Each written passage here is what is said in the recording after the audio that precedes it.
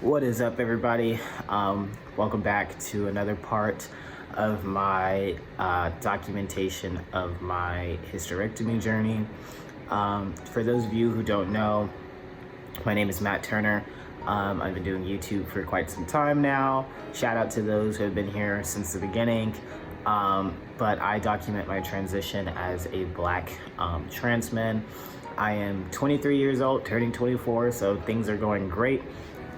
And as I've been going along my bottom surgery journey, I have my phalloplasty. For those of you who know what that is, I have phalloplasty RFF scheduled for April with the Crane Center. And so as part of that process, I will be having a hysterectomy tomorrow.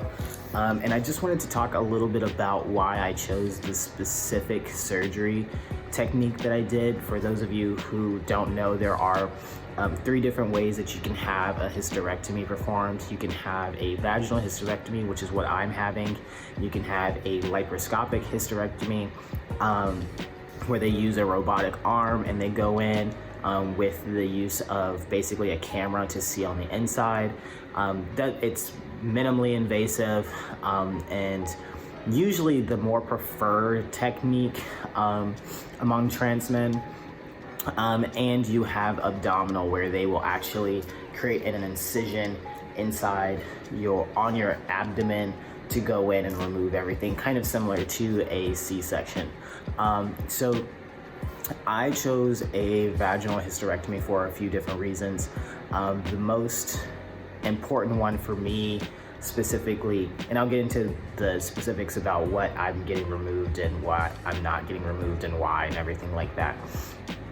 But the specifics for me when it comes to why I chose a vaginal hysterectomy is because I just mainly don't want scars. If you've been around my channel for a while, you know I'm really big into bodybuilding.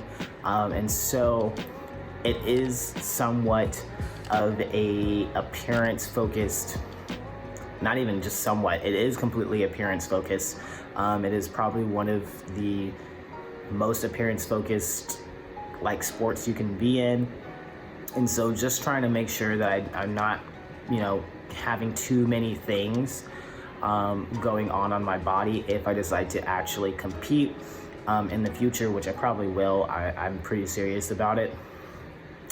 Is just helpful. I already have tattoos, so that's working against me because that can lead to less definition to show through, even if you already have the definition. So having scars can also be part of the same thing. It doesn't detract from your appearance overall, it just makes it more difficult for you to have a competitive physique compared to somebody else, because it will mess up your definition, like I just said. But outside of that, I chose a vaginal hysterectomy because usually recovery is going to be faster, as well as it's going to be a little bit smoother than, in my opinion, a laparoscopic or definitely abdominal. My doctors say I'm going to be back up on my feet within roughly like 4 weeks. Obviously they tell you give it 6 weeks, but I expect that I'll probably be good by week 3, just because I know I heal really fast. So that's some of the reasons for why I chose a vaginal hysterectomy. Also, it's usually cheaper. So laparoscopic, if you know anything about the healthcare industry, using more machinery is going to require a higher cost, because they have to pay for the electricity to use that machine. They have to make sure that that person's specialized, whereas a vaginal hysterectomy, if you're an OBGYN, is a pretty traditional and standard technique. If you do surgery for anything involving hysterectomies, you should know that that's kind of like the foundation. So it's going to be a little bit cheaper. It's a tried and true way. They have, scientific studies out there and everything like that, that usually comes out being cheaper than both your laparoscopic and your abdominal. So that was one other thing why I chose that. But going into what I decided to have removed and what I'm keeping. So because I'm having phalloplasty, My entire uterus has to be removed. My cervix has to be removed. So that wasn't questionable. Even with that, even if I didn't get phalloplasty, I was gonna obviously have all of that removed. Because I am having a vaginal hysterectomy, and just to clarify, vaginal hysterectomy involves no laparoscopic at all. So you can have a vaginal hysterectomy with a laparoscopic assist, where they will still use the robotic arm to put the camera inside of you to assist removing things vaginally, but that is not a tried and true actual vaginal hysterectomy. My doctor will not be using any kind of robotic assistance whatsoever. So because he won't be doing that, having things removed like your fallopian tubes or your ovaries becomes a little bit more difficult because the angle is different and you don't have the visual for it. What is this? It's just a bump. But yes, so that is why those two things are kind of questionable, but I will be having my cervix removed. I will be having my uterus moved. So in that sense, it's a total hysterectomy. I told him that my fallopian tubes can go. I don't really care whether they stay or not, but I am 100% keeping both of my ovaries. And this is specifically because as a trans person, getting rid of all of my other organs, like let's say testosterone, I'm a shit hits the fan type of planner. So I always plan for the worst case scenario. And so the worst case scenario for me is just the total supply of testosterone in the entire world just vanishes. That's the worst case scenario I planned for. Is that to happen? No one's to know.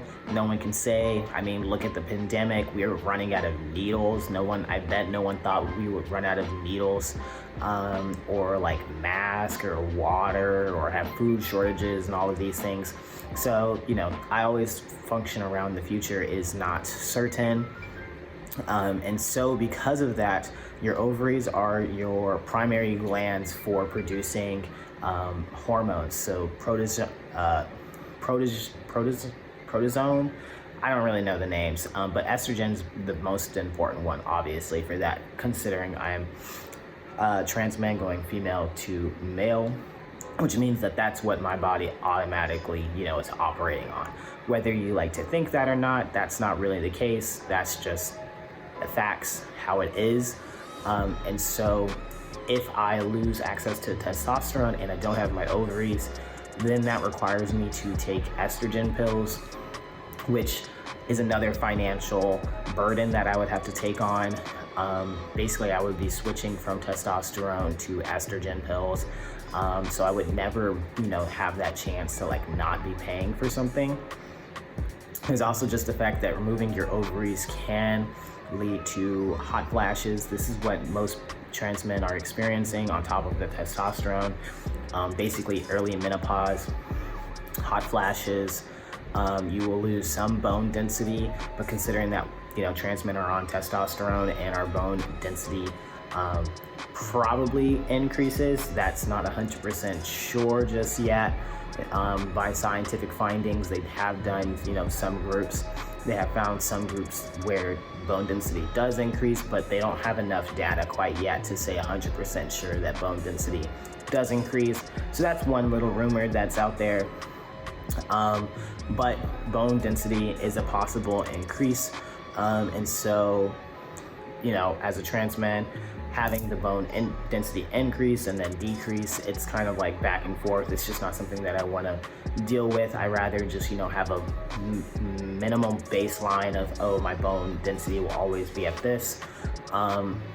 So there's that. And those are really the main reasons why. Oh, also kids. That is definitely a really big one. Even with my phalloplasty, if you've watched my last video, I did speak a little bit on this. I went to a completely different doctor, by the way. So in that video, I was talking about Elizabeth Collins with the Emory Center. She's really great. I personally couldn't do it. The financial situation with them was not in my means. but she has worked a lot with trans people. She was really nice. I highly suggest if you have the means to go with her, definitely check her out. So yes, kids, phalloplasty makes it difficult to get to your ovaries, but if you do keep your ovaries, there is still the possibility to do egg retrieval even after phalloplasty. It becomes more difficult because things do get moved around. Access to your ovaries will be more difficult, as well as just the mere fact that you will probably have been on testosterone for so long. During your urology surgery, things could possibly change. Sorry, my mom texted me. Things could get moved around or damaged during your phalloplasty surgery or even during your hysterectomy surgery. Nothing's really certain, but I know with myself, egg retrieval from the get-go before my hysterectomy was not a possible thing, because I'm not gonna, spend $1,000 for you to retrieve my eggs and then pay another $1,000 over several years worth of money to just keep them frozen and not know exactly if I'm going to actually try and have a kid or not. I personally don't care if my kid's my DNA, it can be someone else's kid. I really don't care. I'm not the type of person to believe in blood is thicker than water. I believe your family is who you make it.